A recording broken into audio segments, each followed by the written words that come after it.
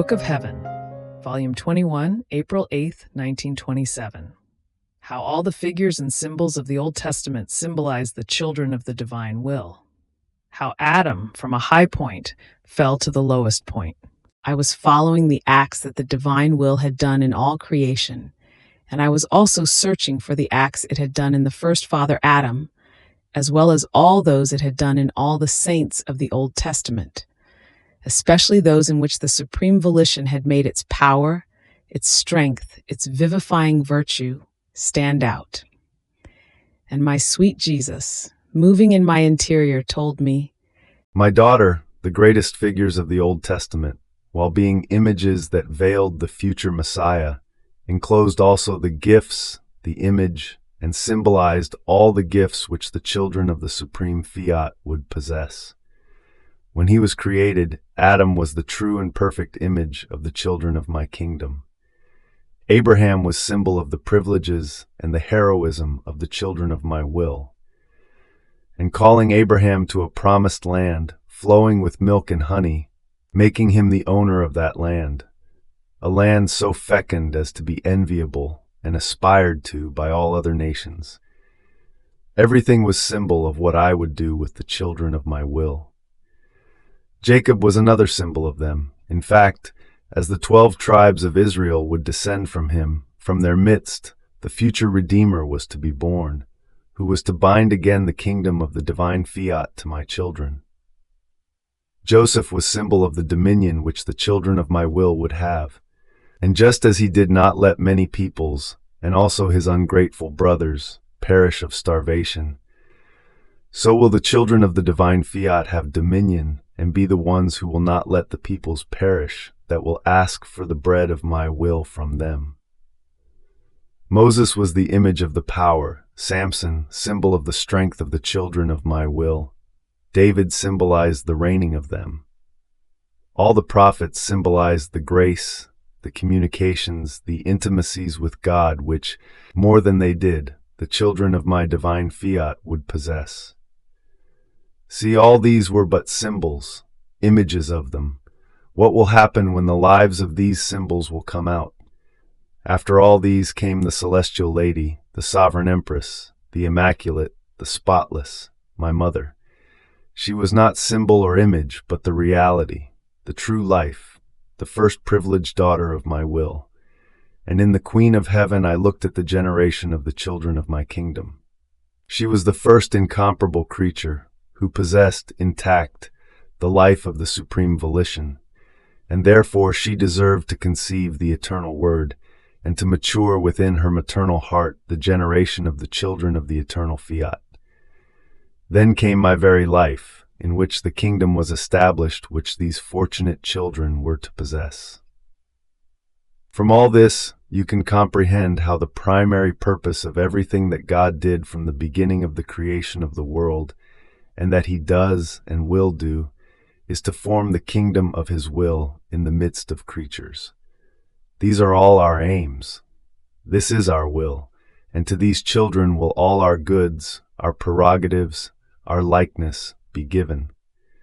And if I call you to follow all the acts that my will has done, both in the creation of the universe and in the generation of the creatures, not excluding either those which it did in my celestial mother, or those which it did in my very life, it is to centralize all of its acts in you, to give them to you as gift, so as to be able to release from you, altogether, the goods that a divine will can possess, in order to form the kingdom of the eternal fiat with decorum, honor, and glory.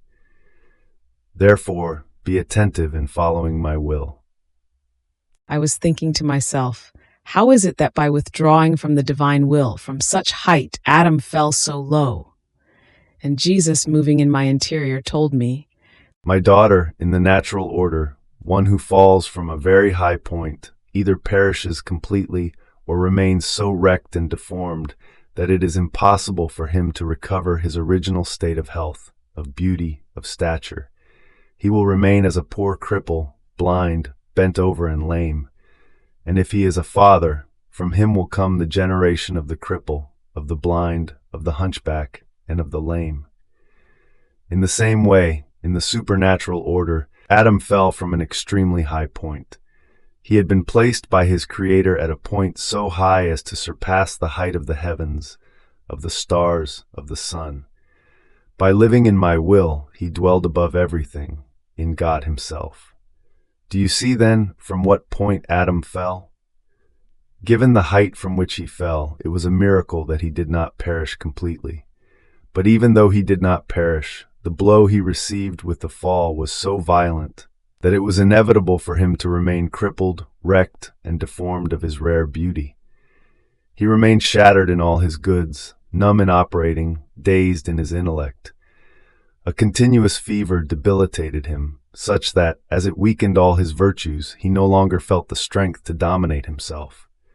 The most beautiful character of man, the dominion of himself, had vanished, while passions took over, to tyrannize him, and to render him restless and melancholic. And since he was father and head of the generations, from him came the family of the cripple. They think that not doing my will is something trivial, but instead it is the total ruin of the creature. And as many more acts of her own will as she does, so many times does she increase her evils, her ruin, and she digs for herself the most profound abyss in which to fall. Then I was thinking to myself, if by withdrawing from the divine will only once, Adam fell so low and turned his fortune into misery, his happiness into bitternesses, what will happen with us, who withdraw from this adorable will times upon times? But while I was thinking of this, my beloved and only good added, My daughter, Adam fell so low because he withdrew from an expressed will of his Creator, which enclosed the test in order to prove his faithfulness toward the one who had given him life and all the goods he possessed. More so, since after the so many goods he had given to him for free, God asked of him to deprive himself of one fruit alone of the many fruits he had given him, for love of the one who had given him everything. And in this little sacrifice which God wanted from him, he had let him know that it was for nothing else but to be sure of his love and of his faithfulness. Adam should have felt honored that his Creator wanted to be sure of the love of his creature. His fault was greater because the one who attracted him and convinced him to fall was not a being superior to him, but a vile serpent, his major enemy. His fall brought graver consequences. Because he was the head of all generations, therefore, as though naturally, all the members were to feel the effects of the evil of their head. See then, when my will is expressed, wanted and commanded, the sin is graver and the consequences are irreparable, and only my divine will itself can make up for such great evil, as it happened with Adam. On the other hand, when it is not expressed, even though the creature has the duty to pray to me in order to know my will in her operating, if there is some good in her act, it is my pure glory, while if my will is not expressed, the evil is not so grave, and it is easier to find a remedy. And I do this with each creature in order to test their faithfulness, and also to secure the love which they say they have for me. Who would not want to be sure about a property he has acquired, to the point that they write the deed? Who would not want to be sure about the faithfulness of a friend, or about the true loyalty of a servant? So, in order to be sure, I let them know that I want some little sacrifices which will bring all goods and sanctity to them, and they will fulfill the purpose for which they were created.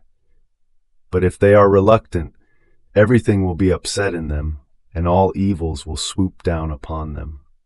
Therefore, not doing my will is always an evil, more or less grave, depending on the knowledge of it that one possesses.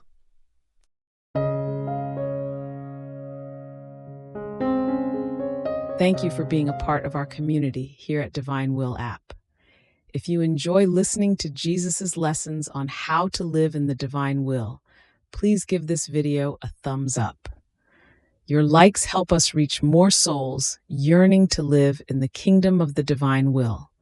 We'd love to hear your thoughts and reflections, so drop a comment below.